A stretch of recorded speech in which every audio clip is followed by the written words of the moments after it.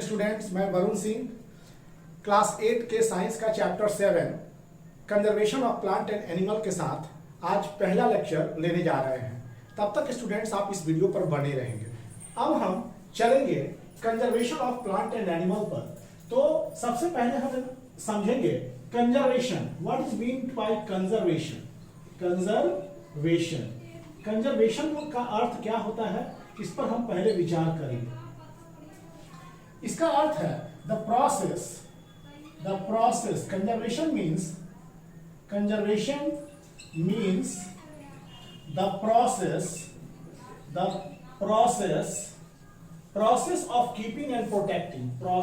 Of keeping and protecting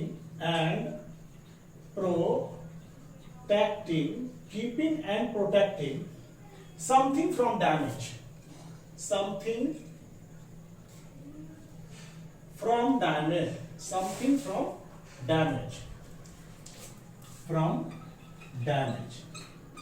देखिए conservation का अर्थ क्या होता है? It is the means the process of keeping and protecting something from damage से बचाने के लिए हम किसी चीज को प्रोटेक्ट कर रहे हैं, तो दैट इज कंजर्वेशन का अर्थ हुआ कोई भी चीज है, अगर उसको हम डैमेज से बचाने के लिए उसकी सुरक्षा का उपाय कर रहे हैं, तो this is your conservation. So conservation means the process of keeping and protecting something from damage से बचने के लिए किसी चीज को हम सुरक्षित पूर्वक रखने का प्रयास कर रहे हैं, तो दैट इज योर कंजर्वेशन। तो यहां पर conservation of plant and animals हम लोग का जो चैप्टर है वो है, our chapter is conservation of plant and animals. तो यहां प्लांट और एनिमल को कंजर्व रखना है। अब यहां conservation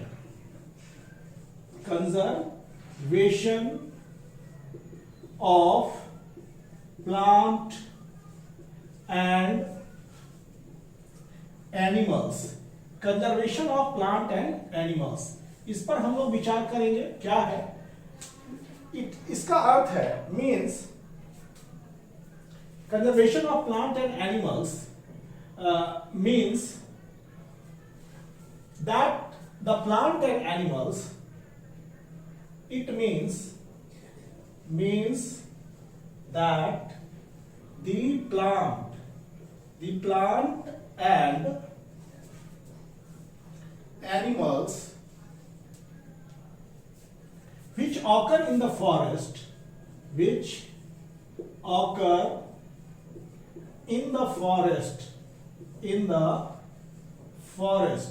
plant and animal which occurs in the forest should be kept in a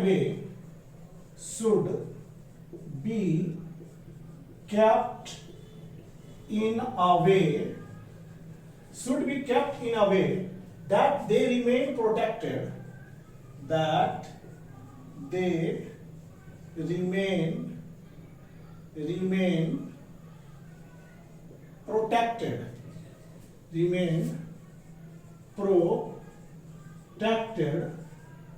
in their natural environment,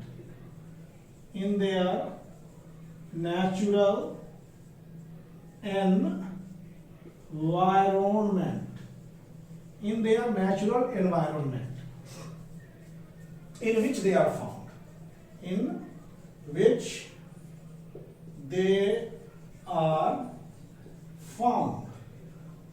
देखिए स्टूडेंट्स, कंजर्वेशन पहले हम लोग पढ़े। मीन्स क्या होता है? कीपिंग एंड प्रोटेक्टिंग, किसी भी चीज को सुरक्षित पूर्वक रखने की प्रक्रिया जो है वो कंजर्वेशन है। और यहां पर conservation of plant and animal means that plant and animal जो कभी जंगल में occurs in forest should be kept in a way, उनको इस तरह से रखा जाए that they remain protected in their natural environment, वो अपने नेचुरल एनवायरनमेंट में सुरक्षित रह पाए, इन विच दे आर फाउंड, जिसमें वो रहते हो वहां पर वो सुरक्षित और प्राकृतिक पर्यावरण में सुरक्षित पूर्वक रह रहे होते हैं। तो इसी को कहते हैं conservation of plant and animals.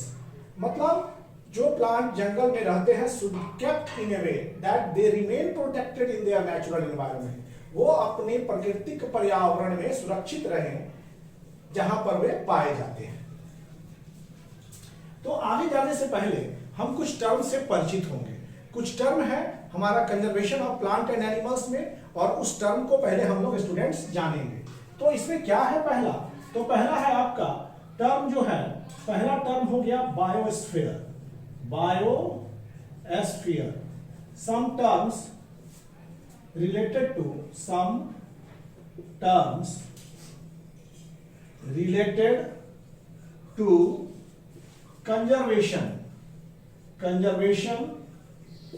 of plant and animals। कुछ टर्म है जो प्लांट कंजर्वेशन ऑफ प्लांट और एनिमल से रिलेटेड है। तो पहला हम लोग पढ़ेंगे, first is your biosphere, second is wildlife,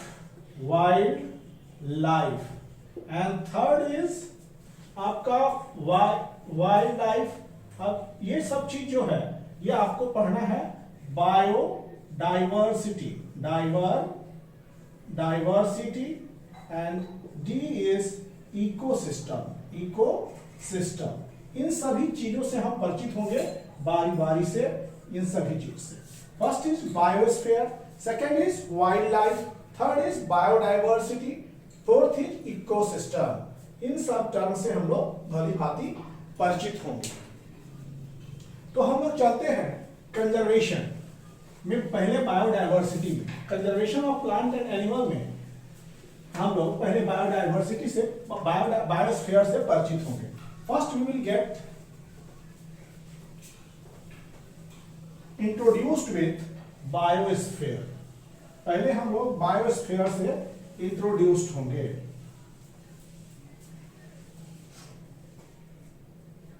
biosphere क्या होता है? Biosphere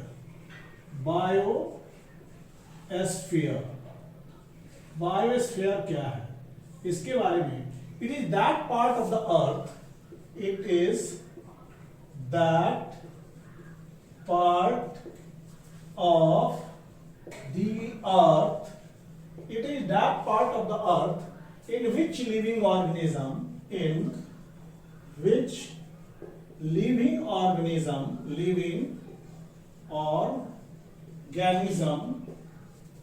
exists। ये हमारे अर्थ का पार्ट ऑफ अर्थ है। बायोस्फीयर ये पार्ट ऑफ अर्थ जहां पर लिविंग ऑर्गेनिज्म एग्जिस्ट करते हैं और सपोर्ट लाइफ, यहां पर लिविंग ऑर्गेनिज्म एग्जिस्ट करते हैं। तो हमारा biosphere is divided into biosphere. इनको हम लोग तीन भागों में वर्गीकृत किए हैं। Biosphere has been divided into three part. पहला है land surface of earth, land surface of earth, land surface of earth। second is atmosphere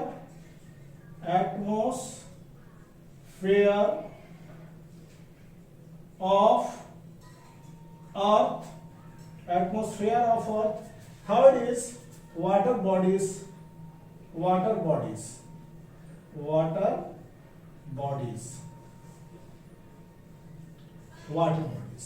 of अर्थ। ये हमारा बायोस्फीयर का पार्ट है। तो बायोस्फीयर के बाद है wild life. What is wild life? Wild life में क्या होता है? Animal living in natural environment are called wild animal. Wild life में wild animals and wild plant. Wild life it include wild animal and wild plant। मतलब wild life की बात करें, wild life, तो वाइल्ड लाइफ के दो parts, ये हो गया wild animals and wild plant. Wild animal and wild plant. Wild animals और वाइल्ड प्लांट हो गए। वाइल्ड लाइफ जो है, नेचुरल इन्वायरमेंट, वाइल्ड लाइफ में all living natural and all living in the natural environment और animal living in natural environment, animal living in natural environment, प्राकृतिक animal living इन प्राकृतिक पर्यावरण में जो रहते हैं, नेचुरल एनवायरनमेंट, लाइक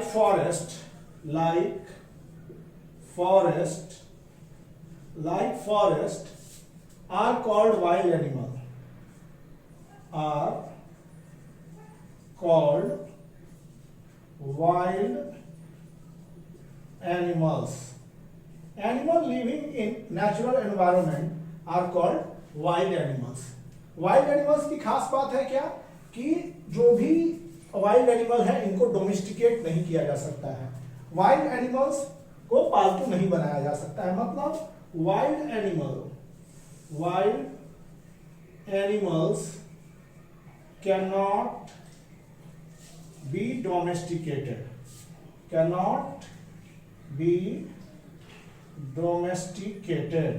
इनको पालतू नहीं बनाया जा सकता है। अब चलते हैं वाइल्ड प्लांट क्या है। वाइल्ड प्लांट में the plant growing in natural environment, ये animal living in natural environment and the plant that is grown in the natural environment। जो प्लांट प्राकृतिक पर्यावरण में ग्रो करते हैं उनको हम लोग वाइल्ड प्लांट कहते हैं। Natural environment on their own, अपने आप ही ग्रो कर जाते हैं, तो वैसे को वाइल्ड प्लांट कहते हैं। और वाइल्ड प्लांट जैसे कि वाइल्ड एनिमल्स को आप डोमेस्टिकेट नहीं कर सकते हैं, वाइल्ड प्लांट को आप कल्टीवेट नहीं कर सकते हैं। Wild plant can not be cultivated,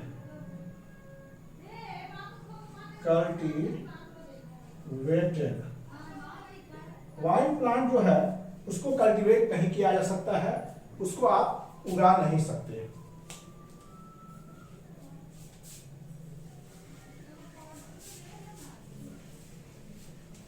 wild life can not be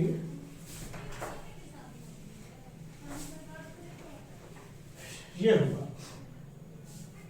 अब हम लोग वाइल्ड लाइफ में वाइल्ड लाइफ क्या होता है कि term wild life means all plant and animals. अगर बात करें दोनों को मिला के तो इसका अर्थ है, दोनों को मिला रहे हैं, wild plant and wild animals means wild life. तो इसका अर्थ हुआ कि the plant growing in natural, the term wild life means all the animals and plant, जितने भी एनिमल्स और प्लांट है which are found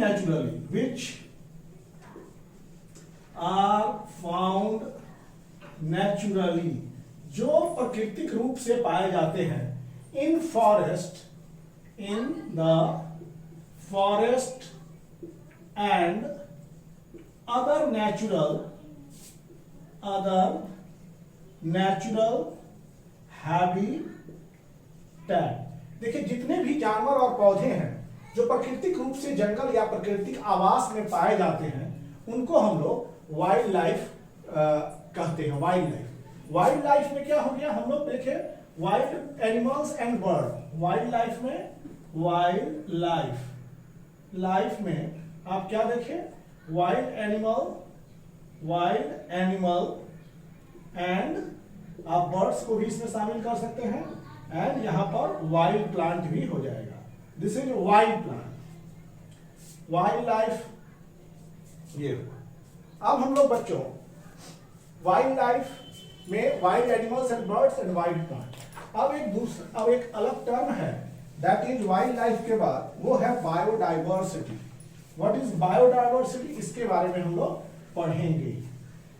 अब जो टर्म है आपका वो है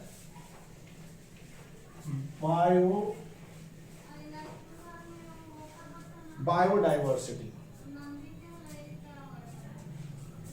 बायोडाइवर्सिटी यहां पर पढ़ेंगे बायोडाइवर्सिटी। बायोडाइवर्सिटी क्या है? It refers to the variety of organism, it refers to the variety of organism, it refers to the variety of organism। Plant organism में कौन कौन हो जाएगा? Plant, animals and micro organism.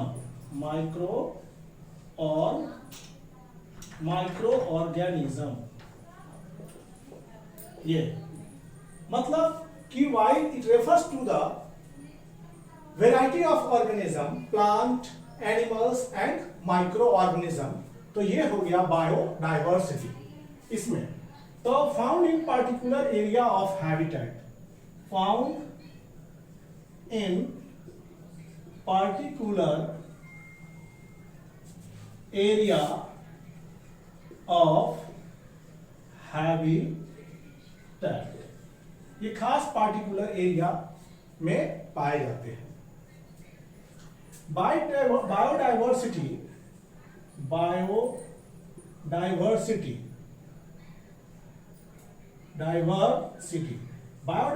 और क्या दर्शाता है? It denotes the richness of species. Diversity, it denotes the richness of species or in a particular area,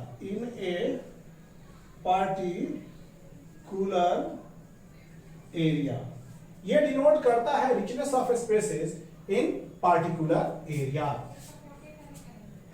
अगला term ecosystem,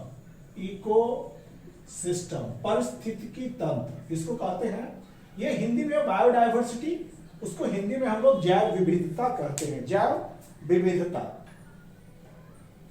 ecosystem is a system, it is a system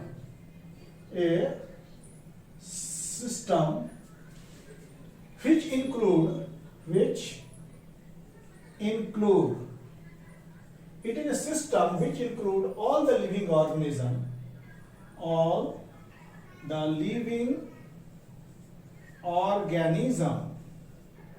ये एक ऐसा तंत्र है जिसमें सारे जीव जंतु रहते हैं। Plant, animal and micro organism, plant, animal and micro organism, plant, animal and micro organism of an area, it is system which include, ये सारे जो है लिविंग ऑर्गेनिज्म को इंक्लूड करता है। जैसे लिविंग ऑर्गेनिज्म को इंक्लूड करता है, जैसे प्लांट, एनिमल और micro organism of an area. इसके साथ उसका ट्रीटमेंट होता है फिजिकल एनवायरनमेंट में, एंड द फिजिकल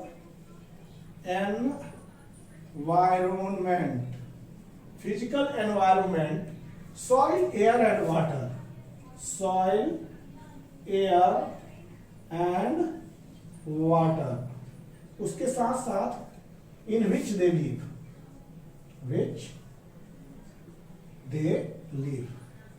देखिए इकोसिस्टम, पारिस्थितिकी तंत्र हिंदी में कहते हैं, ऐसा तंत्र है जिसमें सारे लिविंग ऑर्गेनिज्म रहेंगे, साथ साथ वो भौतिक पर्यावरण के साथ मिलकर रहना इज इकोसिस्टम। मतलब living plus non living component makes ecosystem. Living plus non living component, that is soil, air and water, plus living और component plant, animal and micro आपस में एक साथ रहते हैं, इंटरेक्ट करते हैं, दिस इज कॉल्ड इकोसिस्टम। ये इकोसिस्टम है।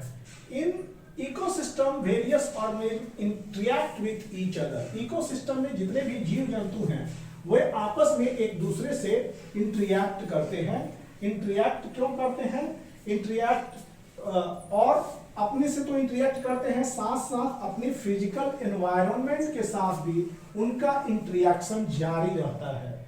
एनिमल एक दूसरे से इंटरेक्ट होते हैं और ये एनिमल अपने फिजिकल एनवायरनमेंट से भी इंटरेक्ट करते हैं। जैसे हम लोग बात करेंगे कि in an ecosystem, in an ecosystem, in an ecosystem the various organism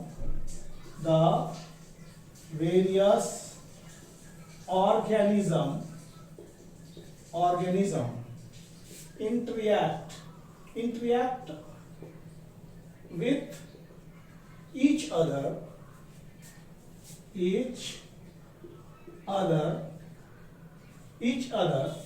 and interact among themselves भी रख सकते हैं, interact among themselves interact करते हैं among themselves and also with physical environment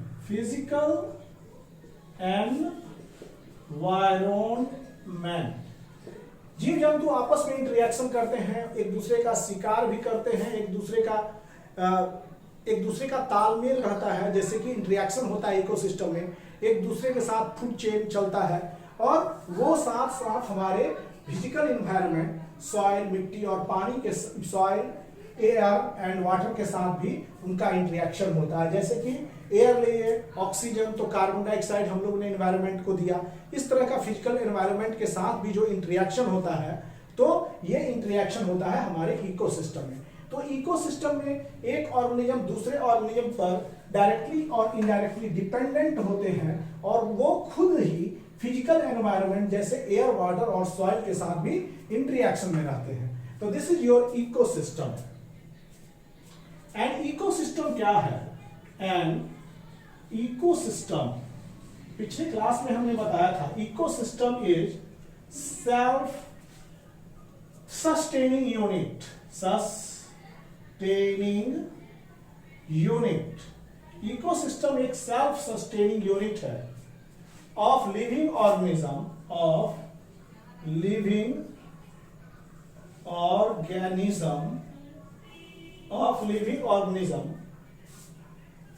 and non-living environment and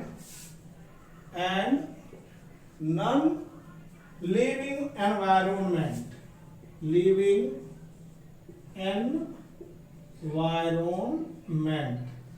देखिए, हम लोग ecosystem में यही जानते हैं कि ये सेल्फ सस्टेनिंग यूनिट है। Nothing is left in our ecosystem. एकमात्र सूर्य का प्रकाश जो है ये इनपुट के रूप में आता है। Only the light of sun comes in the form of input, that is a form of energy.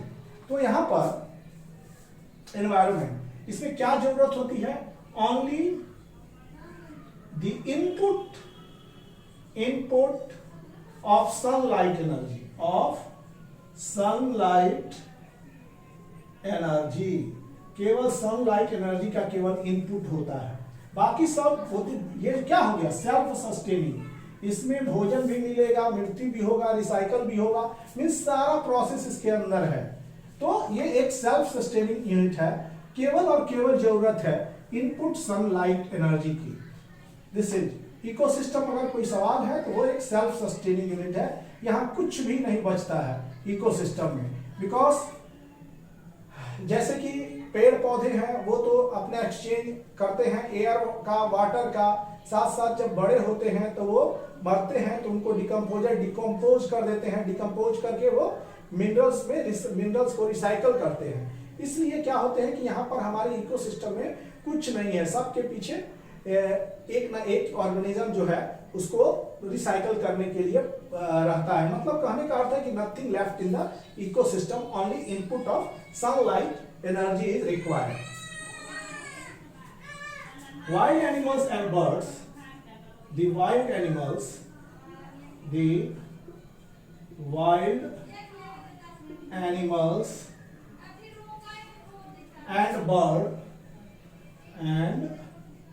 wild animals and birds are comfortable and flourish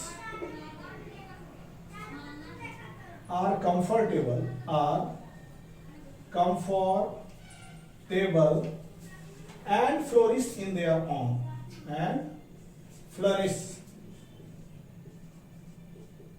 flourish in their own natural habitat. Wild animals and birds are comfortable and flourish in their own natural environment.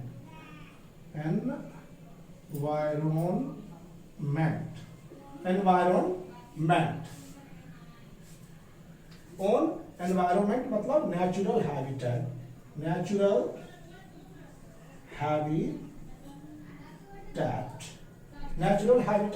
और उनका natural habitat क्या है?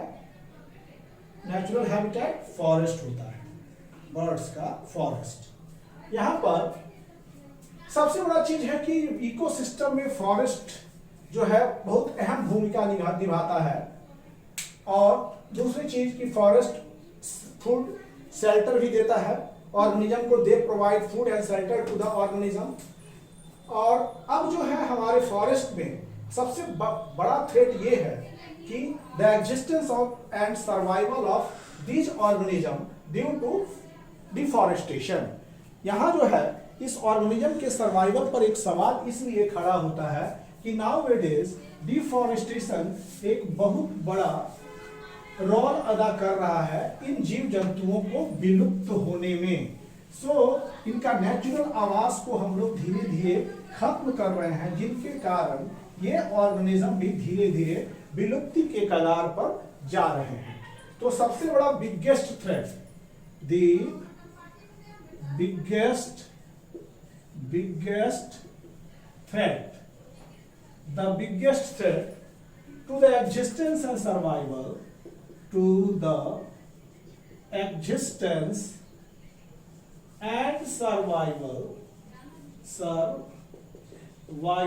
biggest threat to the existence and survival of wild animals and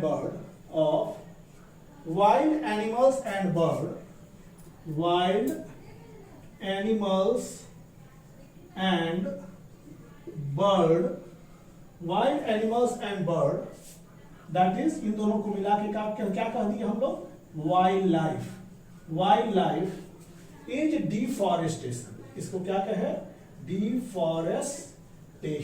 ये deforestation एक बहुत बड़ा threat है इन जंतुओं को अस्तित्व में रखने के लिए और उनके जीवन के लिए। डिफॉरेस्टेशन से क्या हो रहा है कि इनका अस्तित्व पर संकट छा गया है, इनके अस्तित्व पर संकट खड़ा हो गया है। So deforestation is biggest threat. Deforestation and its cause. अब हम लोग चलेंगे कि डिफॉरेस्टेशन क्यों, व्हाई डिफॉरेस्टेशन, और उसके पीछे क्या कारण है, व्हाई वी आर बहुत से फॉरेस्ट को क्यों काटे जा रहे हैं और उसके पीछे रीजन क्या है। Why deforestation and its cause. Now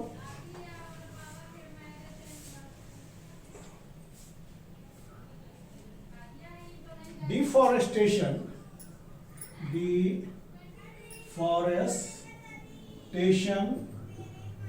and its cause। Deforestation and its cause में it means clearing of forest. Deforestation के बारे में पहले समझेंगे।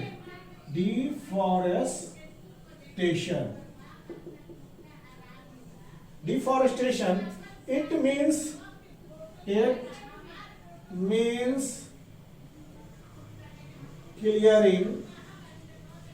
it means clearing of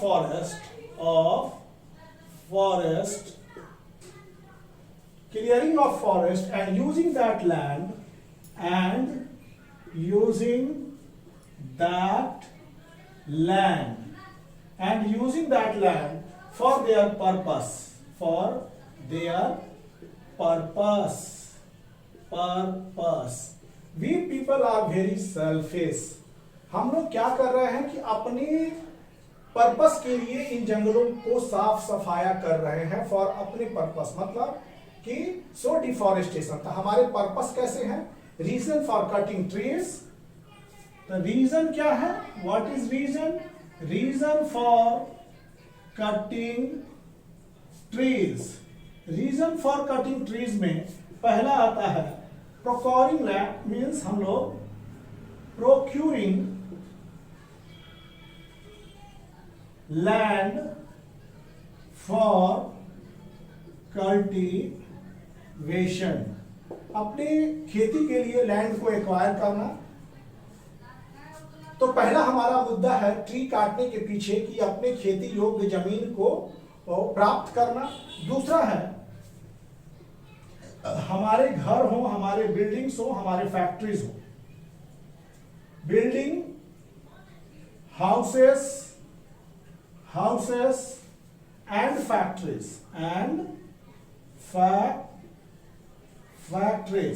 घर और फैक्ट्री का निर्माण, मेकिंग फर्नीचर्स।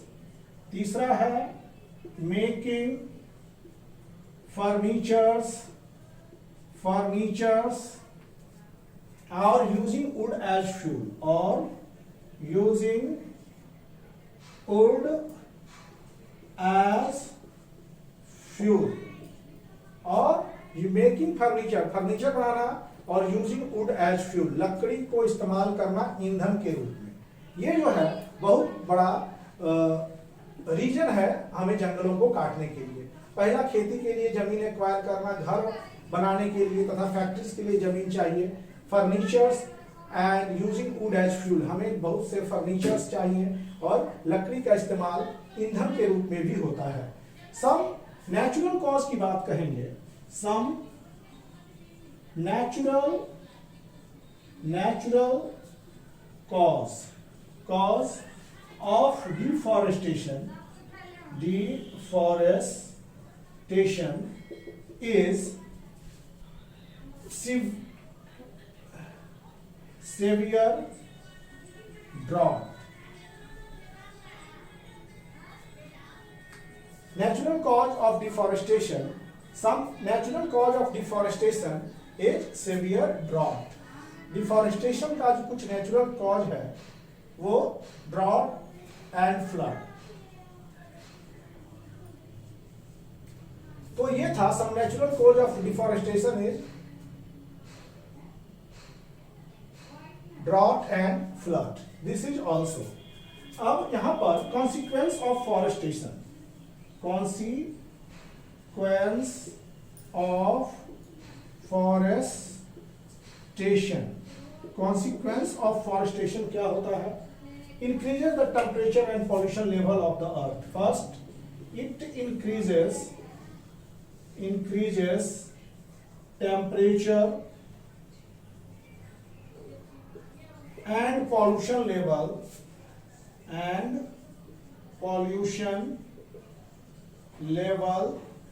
Of earth. ये क्या कर रहा है? इंक्रीज कर रहा है पृथ्वी के टेम्परेचर को और पॉल्यूशन भी पृथ्वी पर बढ़ा रहा है, deforestation. It increases the level of CO2, जितने पौधे कट जाएंगे तो green plants are absorber of carbon dioxide, ये कार्बन डाइऑक्साइड को फोटोसिंथेसिस के लिए इस्तेमाल करते हैं। तो कार्बन डाइऑक्साइड लेने वाला नहीं रहेगा तो कार्बन डाइऑक्साइड का लेवल हमारे एटमॉस्फेयर में बढ़ जाएगा, जो कि ग्लोबल वार्मिंग का मेन रीजन है। It increases the level of CO2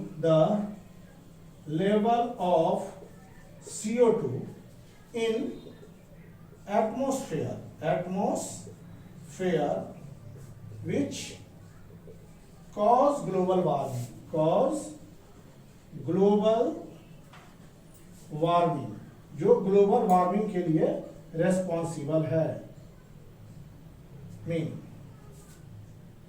global warming के लिए responsible carbon dioxide major green house gas है ये, और वो ग्लोबल वार्मिंग के लिए रेस्पॉन्सिबल है। Ground water level also get lowered. इसमें क्या होगा, ग्राउंड वाटर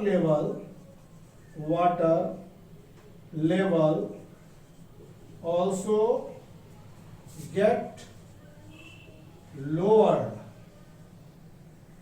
ग्राउंड का जो वाटर लेवल है वो भी लोअर्ड हो जाता है, ग्राउंड वाटर लेवल भी नीचे चला जाएगा, क्योंकि इनफिल्ट्रेशन रेट कम हो जाएगा और रूट जो है सीप करते हैं वाटर को वाटर टेबल तक, और जो कि वाटर टेबल का लेवल भाग जाएगा और ground water level also get lower, जिससे ग्राउंड वाटर लेवल भी नीचे चला जाएगा और इससे वाटर का भी संकट क्रिएट हो जाएगा, जल संकट क्रिएट हो जाएगा। तो these are the consequence of forestation. तो ये हमने पढ़ा नेचुरल कॉज, ये हो गया। तो यहां पर हमने डिफॉरेस्टेशन एंड इट्स कॉज के बारे में पढ़ा। ये conservation of plant and animals का पहला लेक्चर था चैप्टर 7 का, और इस पहले लेक्चर के साथ हम इस वीडियो को समाप्त कर रहे हैं। अगले लेक्चर में फिर मिलेंगे, तब तक के लिए thank you for watching the channels. Please like, share and subscribe the channel. Thank you.